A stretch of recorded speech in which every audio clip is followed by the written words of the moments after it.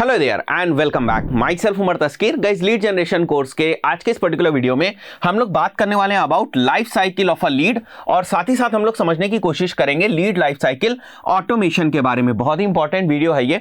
इसमें हम दो चार चीजें और कवर करेंगे। थोड़ा सा हम लोग सीआरएम की समझ रखेंगे कि किस तरीके से जो सीआरएम है वो काम करता है, किस तरीके से सीआरएम के अंदर हमें लीड्स दिखती हैं और उनके सामने किस टाइप से जो टैग्स वगैरह हैं उनका इस्तेमाल किया जाता है। इसको हम लोग समझने की कोशिश करेंगे। मतलब जो लीड की एक लाइफ साइकिल होती है उसके अंदर डिफरेंट स्टेजेस होती हैं, तो उन स्टेजेस को किस तरीके से सीआरएम देखता है, उसका किस तरीके से इस्तेमाल किया जाता है, इसको हम लोग देखेंगे। प्रैक्टिकली हम लोग सीआरएम की तरफ नहीं जाएंगे, अभी हम लोग कॉन्सेप्ट को समझने की कोशिश करेंगे। आगे वाले वीडियोस में मैं आपको कुछ सीआरएम्स भी दिखाऊंगा जहां पर हमारे पास बहुत सारी डेटा है, और उसके बारे में मैं थोड़ा सा आपको बताऊंगा कि किस टाइप से लीड्स की डिफरेंट स्टेजेस के ऊपर हम लोग काम करते हैं। बट यहां पर जो हम बात कर रहे हैं वो life cycle of a lead समझने की कोशिश कर रहे हैं, और लीड लाइफ साइकिल में ऑटोमेशन हम किस तरीके से ला सकते हैं ताकि हम बेहतर तरीके से लीड्स को कन्वर्ट कर पाए और हमें एक एक चीज परफेक्टली पता हो कि कितनी लीड्स हमने जनरेट करी, कितनी लीड्स अभी इंटरेस्टेड के स्टेज में हैं, कितनी लीड्स पे फॉलो अप चल रहा है, कितनी लीड्स कन्वर्ट हो चुकी हैं। ये सब सारी चीजें हम मैथमेटिकली समझ सकें, नंबर्स के फॉर्म में समझ सकें, क्वांटिफाई कर सकें। इसलिए बहुत हद तक हमें ऑटोमेशन की भी जरूरत पड़ती है। आज चीजें बहुत आसान हो गई हमारे पास। एक ही सीआरएम के अंदर लगभग सारी ही फैसिलिटीज आपको देखने को मिल जाती हैं।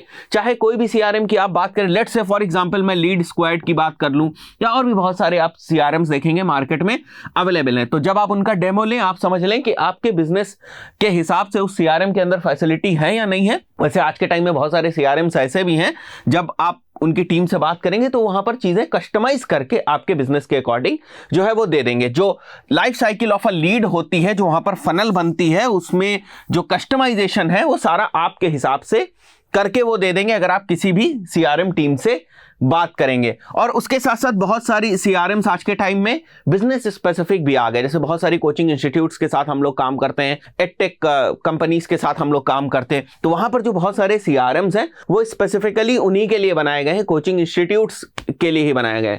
बहुत सारे रियल एस्टेट क्लाइंट्स के लिए हम लोग काम करते हैं, तो उनके पॉइंट ऑफ व्यू से बहुत सारे सीआरएम्स इस तरीके से बनाए गए। बहुत सारी कंसल्टेंसी फर्म के लिए हम लोग काम करते हैं, तो वहां पर कंसल्टेंसी फर्म स्पेसिफिक भी मार्केट के अंदर बहुत सारे सीआरएम्स हैं जिनका हम लोग इस्तेमाल करते हैं और वो क्लाइंट जो है उनको यूज करते हैं। फाइन, तो ये एक आपको चीज समझनी हो, क्योंकि जब आप बल्क में लीड जनरेट करेंगे ना तो बहुत सारी चीजें आपके हाथ से छूटेंगी, और बल्क में लीड आपको जनरेट करनी पड़ेगी। क्योंकि जब आप स्केल करने जाएंगे, जब आपको ज्यादा कन्वर्जन चाहिए, तो उसके लिए आपको ज्यादा लीड चाहिए, क्योंकि ऐसा तो है नहीं कि 100% लीड्स कन्वर्ट हो जाती है। तो फॉर एग्जाम्पल अगर आपको 10 कन्वर्जन चाहिए तो हो सकता है उसके लिए आपको 200 लीड जनरेट करनी पड़े, क्योंकि जब आप 200 लीड्स जनरेट करेंगे फॉर एग्जाम्पल, और उसमें से अगर 10 कन्वर्जन्स आपके पास आते हैं, तब हम बोलेंगे कि यहां पर जो हमारा कन्वर्जन का परसेंटेज था वो 5% कन्वर्जन का परसेंटेज था। तो इतनी लीड्स जनरेट करेंगे आप, और इतनी लीड्स को हैंडल भी तो करना पड़ेगा, इतनी लीड्स को ऑटोमेट भी करना पड़ेगा, इनको वापस जो है हमें सिस्टम में रखना भी पड़ेगा डेटा के साथ कि किस लीड के ऊपर अभी भी काम चल रहा है। क्योंकि हो सकता है आपका जो प्रोडक्ट है या आपकी जो सर्विस है वो लोग इमीडिएटली ना लें, कुछ डिसीजन लेने के बाद लें, कुछ चीजें और समझने के बाद लें। फॉर एग्जाम्पल आज आपके पास एक लीड आई, इन सब चीजों को ध्यान से समझते जाइएगा, और हो सकता है वो लीड 3 महीने बाद जो है आपसे कन्वर्ट हो सकता है। तो 3 महीने तक क्या आप उस लीड की इंफॉर्मेशन अपनी डायरी में रखेंगे? नहीं, आप अपनी डायरी में तो रखेंगे नहीं। आपको कोई ना कोई digital platform in the form of CRM चाहिए होगा जहां पर आप इस लीड की इंफॉर्मेशन रखेंगे, और इस लीड के साथ जो कॉन्टिन्यूअस फॉलो अप हो रहा है या जो कॉन्टिन्यूअस कम्युनिकेशन हो रहा है उसकी भी जो आपको थ्रेड है वो बना के रखना पड़ेगा। मतलब उसका भी रिकॉर्ड आपको बना के रखना पड़ेगा, किसने बात करी, ठीक है, क्या बात हुई, ठीक है, कितने में हमें इन्हें सर्विस देनी है, व्हाटएवर इट इज, जो भी चीज है।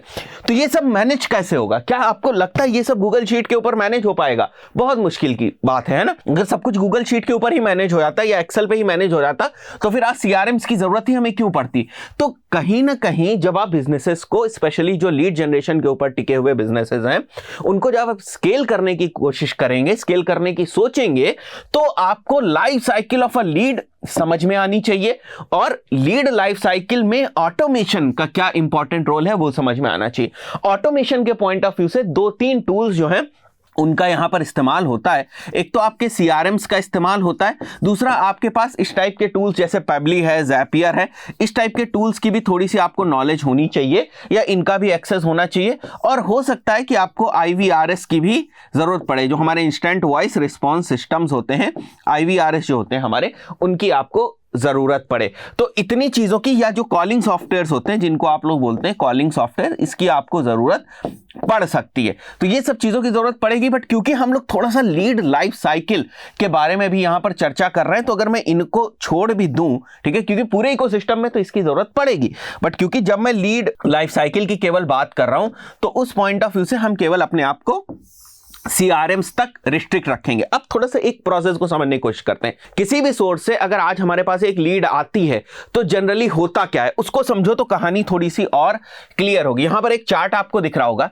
एक नई लीड क्रिएट हुई सिस्टम में। अब इस लीड का जो सोर्स है ना, वो कुछ भी हो सकता है। मतलब यहां पर आप मत सोचो कि लीड आई कहां से, वो मुद्दा नहीं है। एक लीड आ गई, ये हम मान के चल रहे हैं। सबसे पहले क्या होगा, हमें स्टेटस चेक करना है। जो ये पहला स्टेप आपको दिख रहा है, ये क्या स्टेप हो रहा है कि लीड का स्टेटस चेक करें। क्योंकि जब आप बल्क में लीड जनरेट करते हैं, महीनों से सालों से आप लीड्स जनरेट कर रहे होते हैं किसी भी सोर्स से, तो हो सकता है एक पर्सन 2 बार आपको लीड दे दे, या 2 डिफरेंट सोर्सेस से आपको लीड दे दे। जैसे फॉर एग्जांपल फेसबुक के ऊपर आप लीड मैग्नेट चला रहे हैं, वहां से आपके पास एक बार लीड आ गई एक पर्सन की, उसका नाम है उमर। बात ध्यान से समझिएगा, उसका नाम है उमर, लेट से एज है 28 और सिटी है लखनऊ, ठीक है, और फोन नंबर है ये, फाइन।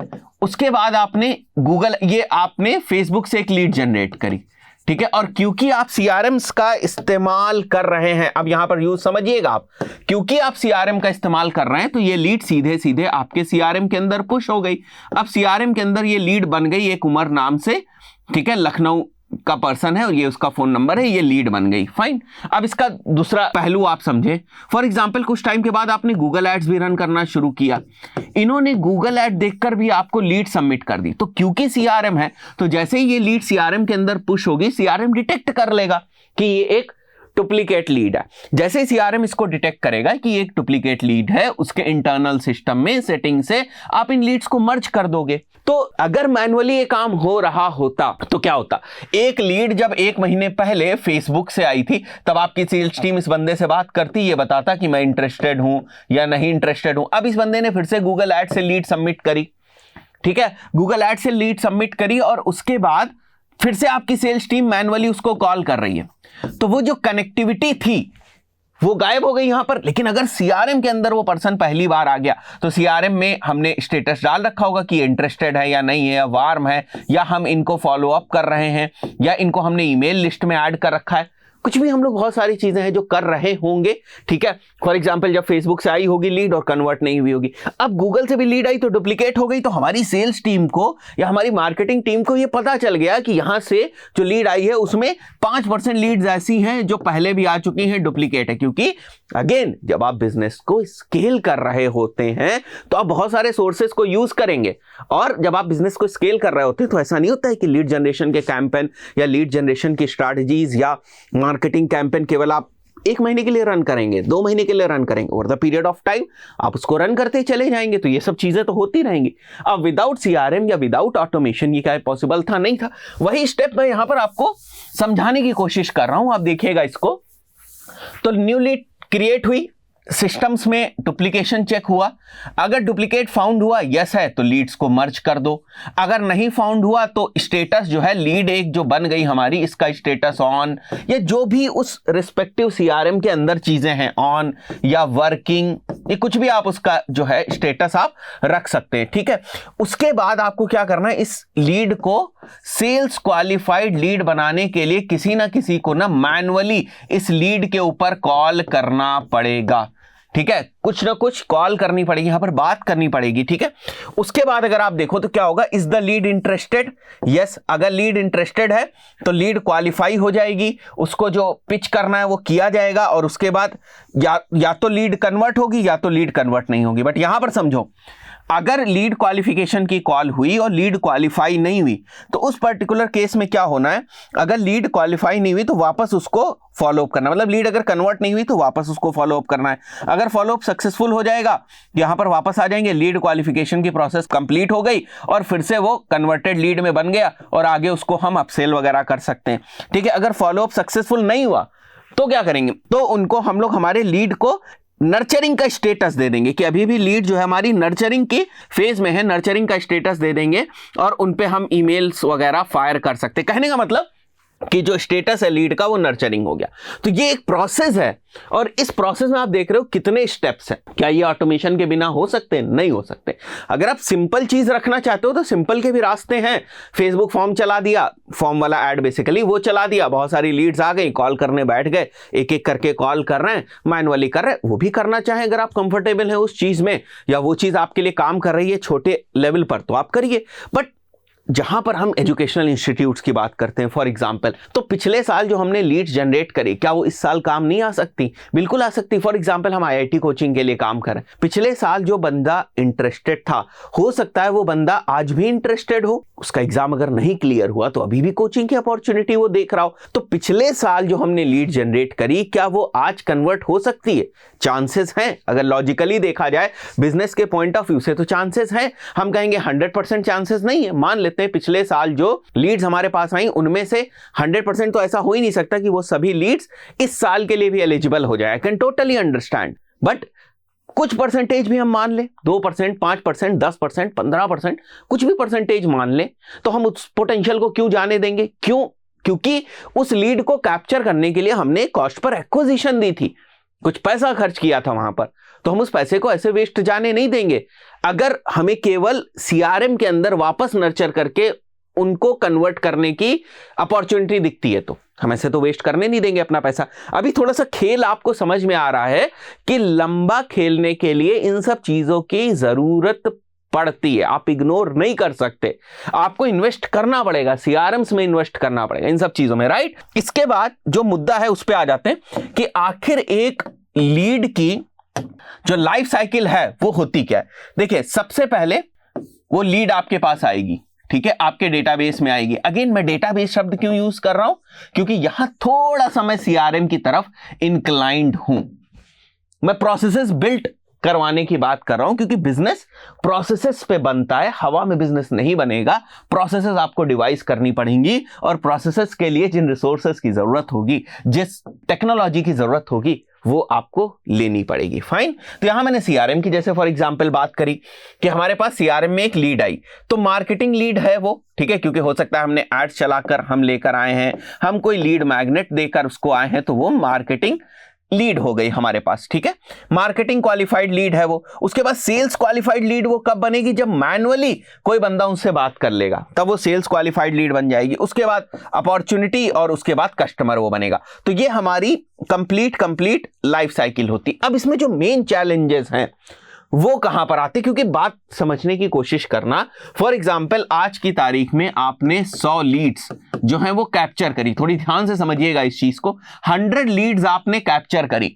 अब मान के चलते हैं जो लीड आज कैप्चर हुई है उस लीड का जो बात करने का जो टाइम आ रहा है सेल्स टीम का, वो 3 दिन बाद आ रहा है या 2 दिन बाद आ रहा है या बीच में सैटरडे संडे पड़ गया। आप मान के चलें 70% ऑफ द केस में ये लीड डेड हो जाएगी। इसको बहुत सारे लोग इग्नोर कर देते हैं। कई बार जब लीड आपके पास आती है ना, तुरंत कॉल जानी चाहिए, 30 मिनट के अंदर, 1 घंटे के अंदर। ऐसे पैरामीटर्स आपको डिवाइस करने पड़ेंगे। अगर आप डेटा देखेंगे तो आपको पता चलेगा कि देयर आर हाई चांसेस जहां पर 1 घंटे के बाद या 2 घंटे के बाद अगर आप कॉल करते हैं तो वो लीड इंटरेस्टेड ना हो। इसको भी आपको थोड़ा सा दिमाग में रखना पड़ेगा। हाँ, कुछ केसेस में ऐसा होता है कि ये बिजनेस डिपेंड करता है कि आप वापस उनको कॉल कितने टाइम में कर लें, उसके कन्वर्जन के चांसेस को बढ़ाने के लिए। ये बिजनेस टू बिजनेस डिपेंड करता है। फाइन, आई बिलीव ये बात आपको समझ में आ गई होगी कि इस पूरी लाइफ साइकिल में भी बहुत सारी बीच में बहुत सारी चीजें आती हैं। जैसे सेल्स क्वालिफाइड लीड है, इसका स्टेटस मार्क कहां करेंगे आप? या मार्केटिंग क्वालिफाइड लीड है, बिना सीआरएम के इसका स्टेटस कहां मार्क करेंगे? कैसे मार्क करेंगे? आपके पास सीधी फनल है, आपके पास लीड्स आई और कन्वर्ट हुई या नहीं हुई, बस बात खत्म। इसके अलावा बेसिक लीड जनरेशन प्रोसेस और लीड कन्वर्जन प्रोसेस से आप कुछ नहीं कर सकते। बस इतनी ही है बेसिक लीड जनरेशन और बेसिक लीड कन्वर्जन प्रोसेस। लेकिन अगेन हमें किसके ऊपर जाना है? इसके ऊपर। बड़ा आसान काम है। सीआरएम वगैरह आप शब्द बड़े तगड़े तगड़े सुनते होंगे, जो भी बिजनेस ओनर भी अगर कोई देख रहा है या कोई मार्केटिंग वाला बंदा देख रहा है, तो शब्द आपको बहुत ही भारी भरकम लग रहे होंगे कि पता नहीं क्या सीआरएम्स की बात हो रही है, ठीक है। बट अगर आप मार्केट में जाएंगे और गूगल के ऊपर सर्च करेंगे, आप देखेंगे बड़े कॉस्ट इफेक्टिव सॉल्यूशंस हैं ये आज के टाइम में। देखिए मेरा काम क्या है? मेरा काम है आपको एक स्मूथ प्रोसेस की तरफ लेके जाना, ताकि आप हैसल फ्री लीड जनरेशन कर सकें, ताकि आप हैसल फ्री बिजनेस कर सकें। वरना यहीं फंसे रह जाएंगे, इसी में फंसे रह जाएंगे, ठीक है। और ये चीज ऑटोमेट हो सकती है, ये चीज प्रोसेस बनाई जा सकती है जिसमें आप इतना दुखी हो जाएंगे टाइम के साथ, ठीक है। आई बिलीव ये बात समझ में आ गया। कुछ चैलेंजेस मैं आपको बताता हूं जो हमने देखे हुए, इतने सालों से लीड जनरेशन कर रहे हैं। एक एक क्लाइंट के लिए हम लोगों ने एक एक साल में 8-8 हजार, 10,000, 15-15 हजार लीड्स जनरेट करेंगे, ठीक है। और उन टाइप के प्रोग्राम्स के लिए, उस टाइप के प्रोडक्ट और सर्विस के लिए जिसकी कॉस्ट, एवरेज कॉस्ट 60,000, 70,000 रुपीज जाती, उनके लिए हमने 8-8 हजार, 6-6 हजार, 5-5 हजार लीड जनरेट करी। हमें पता है कहां पर किस टाइप से प्रॉब्लम्स आती हैं। Fine. Following up within an hour makes marketer 7x more likely to qualify leads. बात समझ में आई जो मैं बता रहा था? Time is a very important thing. Second, not proper attribution of leads to the source. अब ये बहुत इंपॉर्टेंट चीज है। देखिए क्या होता है, आप फेसबुक से या गूगल से लेट से आप लीड जनरेट कर रहे हैं, लेट से आप गूगल एड्स की हेल्प से लीड जनरेशन कर रहे हैं। आपने क्या किया? आपने सीआरएम के अंदर लीड्स भी पुश करा दी, ठीक है। सीआरएम के अंदर आपने लीड्स पुश करा दी जो केवल आपको ये बताएंगी कि इन लीड का जो सोर्स है ना वो गूगल है। बट आप अगर वहां पर dynamic URL tracking, Google Ads के अंदर ये फीचर होता है, कैंपेन यूआरएल ट्रैकिंग के नाम से होता है। जो लोग भी गूगल एड्स को प्रैक्टिस कर रहे होंगे या करते हैं उनको पता होगा, मैंने भी कोई ना कोई वीडियो जरूर बनाया है इसके ऊपर। गूगल एड्स वाली सीरीज के अंदर जाएंगे तो टेक्निकल वीडियो आपको मिल जाएगा। तो अगर आप यूआरएल ट्रैकिंग सेटअप करते हैं तो यहां पर आपको यह पता चल जाएगा आपके सीआरएम के अंदर कि किस कीवर्ड से, किस एड ग्रुप से, किस कैंपेन से, किस एड से ये लीड आई है। तो फॉर एग्जांपल ये है मिस्टर एक्स, ठीक है, ये है मिस्टर एक्स और इनकी लीड इस कैंपेन से आई है, ठीक है। और ये है मिस्टर वाई, इनकी लीड आई हुई है कोई कैंपेन 2 से। फाइन। और ऐसे ही मिस्टर वाई जैसे 10 लोग हैं जिनकी कैंपेन 2 से जो लोग आए हुए हैं, ठीक है, मिस्टर वाई जैसे 10 लोग। अब मैं यहां देखूंगा कि इसका कन्वर्जन कितना है, इसका कन्वर्जन कितना है। तो एक तो मैं यहां पर इनकी लीड्स भी मैनेज कर रहा हूं, लीड्स मैनेजमेंट प्रॉपर हो रहा है, लीड नर्चरिंग की फनल्स प्रॉपर बन रही है, लीड्स के ऊपर प्रॉपर स्टेटस बन रही है। तो सीआरएम है ना भाई, ठीक है। और यहां हमें यह भी पता चल रहा है कि कौन सा कैंपेन कन्वर्जन हमें दे रहा है, ठीक है। क्योंकि जब आप गूगल एड से एड्स रन करेंगे तो आपको यह केवल पता चलेगा कि इस कैंपेन से कन्वर्जन आए, आपको यह नहीं पता चलेगा कि इस कैंपेन से कौन बंदा आया। वो कहां पता चलेगा? वो सीआरएम में पता चलेगा। अभी बात समझ में आ रही? तो मैंने बहुत सारे लोगों को, बहुत बिजनेसेस को जो 5-5 लाख, 10-10 लाख, 15-15 लाख रुपए मंथली स्पेंड कर रहे हैं लीड जनरेशन में, मीडिया बाइंग में, 8-8, 10-10 लाख रुपए की एवरेज स्पेंडिंग है उनकी, वो इस टाइप के सिस्टम्स को नहीं बिल्ड कर रहे हैं, ठीक है। तो प्रॉपर एट्रीब्यूशन नहीं कर रहे हैं वो लीड्स का, समस्या है वहां पर, ठीक है। Manual lead management is actually a problem, नहीं पॉसिबल है। स्केलिंग करने जाएंगे, बल्क लीड जनरेशन करने जाएंगे, it is actually not possible. तो ये कुछ 3-4 समस्याएं मैंने देखी हुई है। लीड के ऊपर ठीक टाइम पे कॉल ना करना, एट्रीब्यूशन नहीं प्रॉपरली डिफाइन करना। एक एग्जांपल मैंने दिया, ऐसे 10 एग्जांपल निकल आ सकते हैं जहां पर आप एट्रीब्यूशन नहीं करते, मैनुअल लीड मैनेजमेंट के ऊपर ज्यादा फोकस करते हैं। ये मेन प्रॉब्लम है जो आपकी लाइफ साइकिल है ना, इसके हिसाब से काम ना करने के। आई बिलीव बहुत सारी क्लियरिटी आपको मिली होगी। इस पर्टिकुलर वीडियो के अंदर मैंने थोड़ा सा आपको इंसाइट्स देने की कोशिश करी है, थोड़ी आपको थ्योरेटिकल समझ देने की कोशिश करी है। आगे आने वाले वीडियो में एक बार मैं आपको जरूर कुछ डेटा दिखाऊंगा किसी सीआरएम वगैरह से कि किस टाइप से उस डेटा को एट्रीब्यूट किया जाता है और मैं किस टाइप से उसके बेसिस पे डिसीजन लेता हूं या टीम उसके ऊपर किस टाइप से डिसीजन लेती है। दोस्तों आशा करता हूं वीडियो आपको पसंद आएगा। वीडियो पसंद आया वीडियो को लाइक जरूर करें। इस सीरीज को फॉलो कर रहे हैं तो कमेंट करके जरूर बताएं कि किस टाइप के आपको वीडियोस ये लग रहे हैं। डिजिटल मार्केटिंग से रिलेटेड बहुत सारे videos, specially Google Ads, SEO, Facebook ads के ऊपर वीडियोस आपको ऑलरेडी जो है हमारे चैनल के ऊपर मिल जाएंगे। इस पर्टिकुलर वीडियो में इतना ही, मिलता है नेक्स्ट वीडियो में। Till then good bye.